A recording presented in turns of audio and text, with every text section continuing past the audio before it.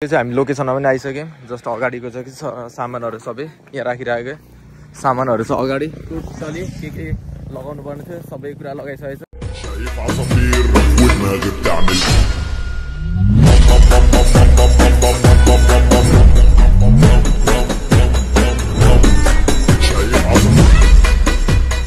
Welcome back to my new blog. So आजको ब्लगमा तपाईँहरूलाई स्वागत छ। सो अहिले चाहिँ के भइरहेछ भने जस्ट म चाहिँ घरमा बसिरहेको छु अनि अहिले चाहिँ म कहाँ निस्किन आँटेको भने यहाँभन्दा चाहिँ यहाँबाट चाहिँ उता जुन चाहिँ मेरो रेस्टुरेन्ट बन्न आँटेको थियो नि त्यो रेस्टुरेन्ट बस्नु आँटेको ठाउँमा चाहिँ म जानु लागेको। पवने म अनि अर्को सन्देश साथी पनि छ, 4 जना जाने। अनि कालो प्लास्टिक हाल्नुपर्नेछ किनकि त्यहाँको चाहिँ अस्ति नै बनाउने भएर भनेको तर अलिकति लेट भयो। अहिले त माथिबाट पुरा जाडो हुन थाल्यो, शीत झर्न थाल्यो अनि शीत झर्दाखेरि चाहिँ अलिकति नोक्सानी हुन्छ।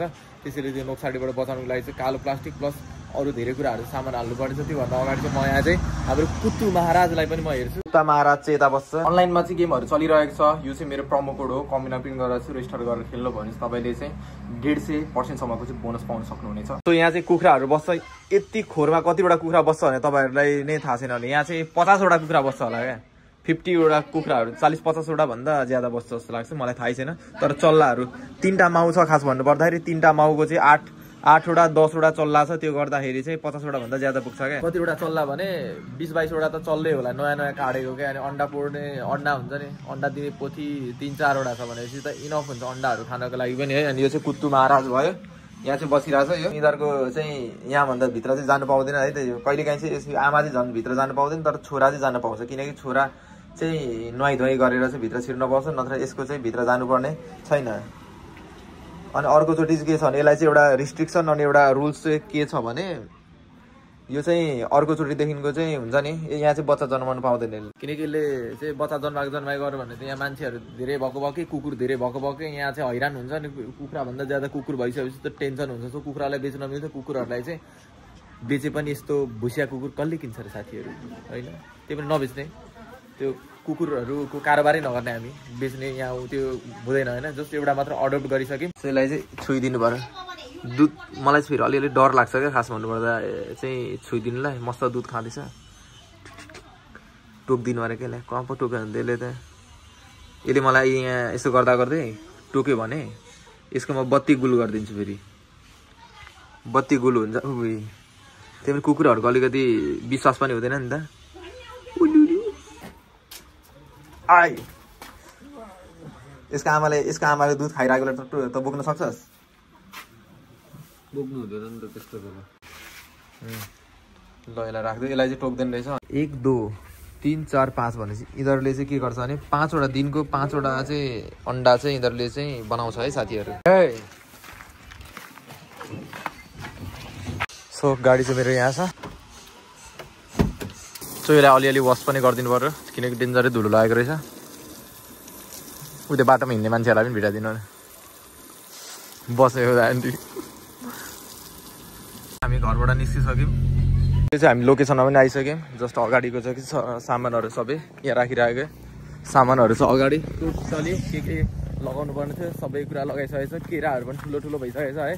धेरै दिन पछाडि आएँ म त। मैले त अब त्यस्तो आएको पनि थिइनँ यतातिर, म भ्याएकै थिइनँ आएको किनकि टुर यहाँ त्यहाँ भनेकै चलिरहेको थियो नि त। अनि के धन्न केराहरू चाहिँ बिउजेछ है साथीहरू। ल यहाँ दुईटा केराहरू चाहिँ ठुल्ठुलो भएछ है। यो केरा त खतरनाक खाले ज्याद्रो हुँदो रहेछ, जहाँ पनि फल्दिँदो रहेछ। यो चाहिँ के भइरहेछ भने बिहान शीतले अनि दिउँसो घामले हान्दाखेरि चाहिँ केही फरक पर्छ कि भनेर चाहिँ यसो चेक गर्नको लागि आएको। यो एकदमै राम्रो रहेछ। अरू त्यस्तो केही पनि राखेको छैन है त। यहाँ अलिकति केही कामले चाहिँ मिस्टेक भयो। त्यो कामको बारेमा चाहिँ यो किन चाहिँ मेरो डिले भइरहेको छ, 1 महिना डिले भइसक्यो। त्यो डिले भएको रिजन पनि छुट्टै रिजन छ है त। सो तपाईँहरूलाई पनि त्यसले चाहिँ हेल्प हुन्छ है त, किनकि त्यो भनिदिनुपर्छ। त्यो मान्छेहरूलाई त्यो थाहा नै हुँदैन त्यो के हो के है। सो सबभन्दा सुरुमा चाहिँ अनि यति नै हो। टक्क बनाएर जम्मा 800-1000 मुठाहरू त यहाँ छ। अझै काट्नु चाहियो भने चाहिँ अझै काट्न मिल्छ है। यतातिर पनि सबै छिमेकीहरूले सबै धानसान सबै काटिसक्यो। मेरो रेस्टुरेन्ट चाहिँ एकान्त ठाउँमा छ है त। परसम्म पनि केही पनि छैन। टक्क एकलौटी रेस्टुरेन्ट हुन्छ यहाँ चाहिँ है साथीहरू। उहाँ पर रेस्टुरेन्ट छ यहाँको खोलापारी है त। अनि यहाँदेखिको लोकेसन चाहिँ यहाँदेखिको उहाँसम्म छ। एउटा रिसोर्ट बनाउनु पनि मिल्छ होला सायद यहाँ त। केराहरू चाहिँ एकदम राम्रोसँग फलिरहेछ यो। सो अनि एउटा चाहिँ यहाँ बोट मैले देखेको छु कि। अनि यो एउटा बोट भनेको चाहिँ कस्तो हो भने एउटा त्यो पहिले जमानामा के भन्थ्यो भने एउटा कहानीहरू सुनाउँथ्यो क्या। हुने बिरुवाको चिल्लो पात, नहुने बिरुवाको चाहिँ खस्रो पात भन्थ्यो होइन। अनि नहुने बिरुवाको त पातै छैन साथीहरू है। एउटा चाहिँ हुन्छ नि एउटा चाहिँ जरालाई चाहिँ मैले एक लात हानेर चाहिँ साला यो चाहिँ फल्दैन, यो चाहिँ खस्रो पात भने यसको त साला पातै काटिसकेछ भनेर चाहिँ मैले लात हानेर चाहिँ मैले चाहिँ दुईटा दाम्चा टाइपकोलाई चाहिँ मैले फालिदिएको थिएँ यहाँ एउटा होइन। लात हानेर मैले यसलाई चाहिँ हेपिदिएको हो, साँच्चीको मैले हेपेको हो यसलाई चाहिँ मैले लात हानेर चाहिँ मैले ढालिदिएको, यो चाहिँ फल्दैन होला भनेर मैले एक्सपेक्टेसन पनि छैन। तर अरूभन्दा पनि सबैभन्दा राम्रो यिनीहरूको चाहिँ बुट्टा निस्किरहेको छ कि एउटाबाट दुईटा निस्किएको छ क्या साथीहरू है त। सो तपाईँहरू देख्न सक्नुहुन्छ कि अरूबाट चाहिँ एउटै मात्र फल्नलाई गाह्रो भइरहेछ, त्यही माथि यस्तो यस्तो भइरहेछ है, यस्तो तरिकाले चाहिँ फलिरहेछ। अरू हेरौँ यहाँ यस्तो तरिकाले यसले पनि लात खान्छ मेरो होइन। सो यस्तो भइरहेछ, तर यहाँबाट चाहिँ यो हुन्छ नि मैले यो चाहिँ फल्दैन, यसलाई चाहिँ मैले छोडिदिएँ भनेर चाहिँ मैले चाहिँ जस्ट राखेको यहाँ। अनि यो चाहिँ यस्तो तरिकाले चाहिँ फलिरहेछ सर्लक एउटा दुईटा तिनवटा तिनवटा बोट आएछ त्यहाँ यस्तो लात हानेर फालेकोलाई चाहिँ हेर्नु है त साथीहरू। यहाँ एउटा दुईटा तिनवटा यो पनि राम्रो राम्रो बोटहरू फलिरहेको छ। अर्को 4 5 भनेपछि यहाँ लात हानेर मैले भित्तामा बालुवामा फालेको कुरा पनि यो पनि फेरि मस्त बनाएर फलिरहेछ। यो पनि दुईटा फलिरहेछ साथीहरू, यहाँ तिनवटा फलिरहेछ। भनेपछि अब चाहिँ हामीले चाहिँ यसलाई चाहिँ रोप्नुभन्दा पनि लात हानेर चाहिँ फाल्नु पर्ने छ भन्ने कुरा चाहिँ मैले चाहिँ नयाँ चाहिँ ज्ञान पाएँ साथीहरू है त। होइन फल्ने जहाँ पनि फल्दो रहेछ त। यसलाई चाहिँ मैले राम्रोसँग रोपेको, यो चाहिँ फलेको हो कि नफलेको हो? जे पनि हुन सक्ने स्थितिमा छ, तर फल्छ होला यो। यसलाई काट्यो भने के हुन्छ? यसलाई हो र यसलाई भाँच्दिउँ न त? भाँच्दियो भने दाँतले छिनायो त अनि अब यो तलबाट आउँछ होला नि भाइ होइन? होइन यहाँ आउँछ होला नि त यिनीहरू त्यस्तै। यही पनि जाग्छ होला, यो के राम्रै छ। अब यसलाई चाहिँ लाछालुच पार्नु भएन। यहाँ चाहिँ मैले राम्रोसँग रोपेको, यहाँ पनि सबै नोक्सान भइहाल्यो, यहाँ पुरै गएछ। यतातिर चाहिँ अलिअलि ठिकै छ है साथीहरू। सो फाइनली जस्ट अहिले चाहिँ म चाहिँ घर पनि आइसकेँ। अनि तपाईँहरूले चाहिँ हरेक मान्छेहरूलाई सोधिरहेको थियो, किनकि मेरो त अब म ब्लग पनि हाल्छु अनि मान्छेहरूले चाहिँ भाइ तिम्रो रेस्टुरेन्ट कहिले भन्ने पर्सनली पनि मलाई मान्छेहरूले सोधिरहेको हुन्थ्यो। अनि मैले चाहिँ के भन्छु भने बन्दैछ दाइ, बन्दैछ। मान्छेहरूले मेरो नजिकैको छिमेकीहरूले सबै बनाइसक्यो, म मात्र बनाउनु। मान्छेहरूले त्यहाँ घरमा जग्गा आडेर पनि घरमा मान्छेहरू पूजा लाउनु थालिसक्यो छरछिमेकीहरूले। तर मैले अहिलेसम्म हुँदैछ त्यो पराल, मैले त्यो हुन्छ नि पराल पनि होइन त्यो काँस राखेको थियो, अहिलेसम्म त्यो त्यहीँ सुकेर त्यो हुन्छ नि खरानी हुन आँटिसक्यो। अर्को नयाँ पलाउने बेला भइसक्यो साथीहरू होइन। सो तर पनि अहिलेसम्म काम स्टार्ट भएको छैन। अनि यो काम स्टार्ट नहुनुको रिजन भनेको छुट्टै छ क्या। त्यही पनि एउटा त्यो नक्साहरू पास नभएर हो क्या। त्यो नक्सा पास नहुनुको रिजन भनेको के छ भने फर्स्टमा चाहिँ मैले जुन तरिकाको नक्सा हेरेँ नि, मैले त्यो नक्सा हेर्दाखेरि चाहिँ त्यहाँ चाहिँ नाली थिएन। त्यो नक्सा पनि मसँग अहिले पनि यहाँ मैले राखिरहेको छु, यहीँ छ, तपाईँलाई देखाउनु मन छ भने। तर नक्साहरू तपाईँलाई किन जरुरी पनि छैन जस्तो लाग्छ, किनकि त्यो जुन नक्सा छ नि त्यो नक्सा पनि हामीसँग छ, अनि पुरानो नक्सा पनि हामीसँग छ है त। फेरि नयाँ नक्सा पनि हामीसँग छ, पुरानो नक्सा पनि। जुन मैले पास गर्दाखेरि चाहिँ पुरानो नक्सामा चाहिँ मैले केही पनि देखेको थिएन। त्यो नालीको चाहिँ 8 मिटर छोड्नु पर्ने हुन्छ क्या। त्यो जुन ठाउँमा नाली हुन्छ जग्गामा, अनि त्यो नाली माथि चाहिँ बनाउनु पाउँदैन। त्यो नाली मिचेको हुन्छ नि, जुन बालेनले हटायो नि हो त्यसरी नै हामीलाई चाहिँ हटाउनु मिल्छ है त। त्यो नाली माथि बनायो भने त्यसैले त्यसको मापदण्ड अनुसारको चाहिँ मिलाउनुपर्छ। अनि सुरुमा चाहिँ हामीलाई चाहिँ एउटा फर्जी नक्सा ल्याएर चाहिँ हामीलाई चाहिँ पेस गराइदियो। अनि पेस गराइसकेपछि हामीले चाहिँ यही नक्सा हो भनेर चाहिँ हामीले चाहिँ ठिक छ होइन गऱ्यौँ हामीले। अनि लास्टमा त पछि त थाहा पाउँदाखेरि त माथि गएर थाहा पाउँदाखेरि त अर्कै नक्सा रहेछ। यो त उल्टो नक्सा आयो, के हो यो त छक्क पऱ्यो म त। नाली रहेछ यसमा त। पास गर्नु जाँदाखेरि माथि सोधेको, अनि यो नाली चाहिँ कसरी आयो तपाईँहरूको गल्ती हो भनेर मैले पनि त्यहाँ भने। अनि भाइ यो हाम्रो गल्ती होइन, तिम्रो ल्यान्डलर्डको गल्ती हो। मलाई अनि तपाईँहरूले किन नभन्नु भएको त अगाडि? थाहा थियो भने तपाईँहरूले त्यसो भन्नु पर्थ्यो नि त भनेर भन्दाखेरि म केही पनि बोलिनँ, मलाई थाहा थियो भनेर भने। अनि त्यो हाम्रो विषयको कुरा होइन, तपाईँहरूको विषयको कुरा नभए कसको कुरा हो? त्यो दुईवटा नक्सा कसरी आयो त्यो तिम्रो घरपट्टिलाई सोध भनेर मलाई भन्यो होइन। भनेपछि अब घरपट्टि अब हाम्रो राम्रो रिलेसन छ हाम्रो अहिले पनि स्टिल यो भइरहेछ। यो जेसुकै भयो भने अहिले पनि स्टिल हाम्रो ल्यान्डलर्डसँग हाम्रो राम्रो रिलेसन छ है। अहिले पनि राम्रो रिलेसन छ हाम्रो, त्यस्तो केही पनि भएको छैन। अङ्कलले मलाई सहयोग पनि गर्छ, बाबु यस्तो गर भनेर मलाई अहिले पनि सहयोग पनि गर्छ। अनि केही पर्यो भने सबै कुरा गरिदिन्छ। तर पनि के हुन्छ भने त्यहाँ चाहिँ मलाई चाहिँ नराम्रो गरायो हो, मलाई चाहिँ त्यो चाहिँ मुर्गा हानेको हो। मलाई चाहिँ त्यो चाहिँ मैले पनि के छ भने त्यो मुर्गा हानेको हो।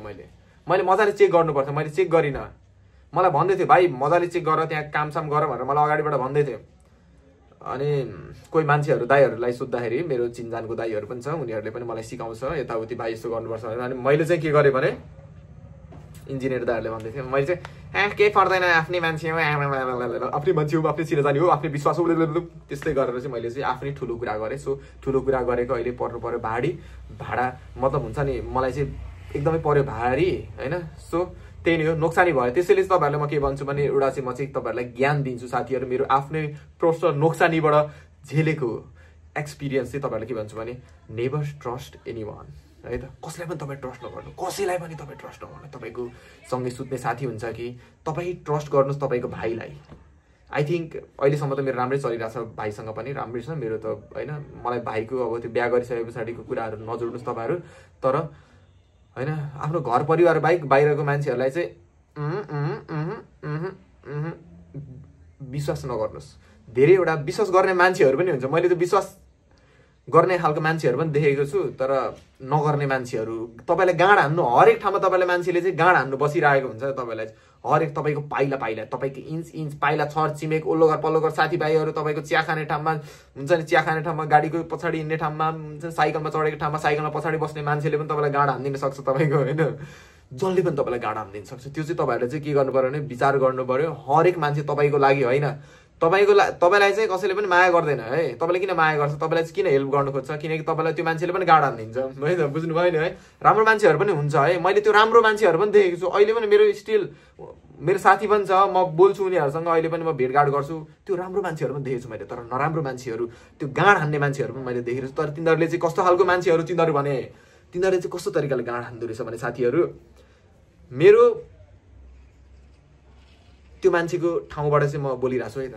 त्यो मान्छेलाई चाहिँ टार्गेट गरेर मेरो 5,000 बचाउनुको लागि म अरूको 5 लाख रुपियाँ चाहिँ म नोक्सानी गरिदिन्छु, अरूको 5 लाख रुपियाँ नोक्सानी गरिदिन्छु।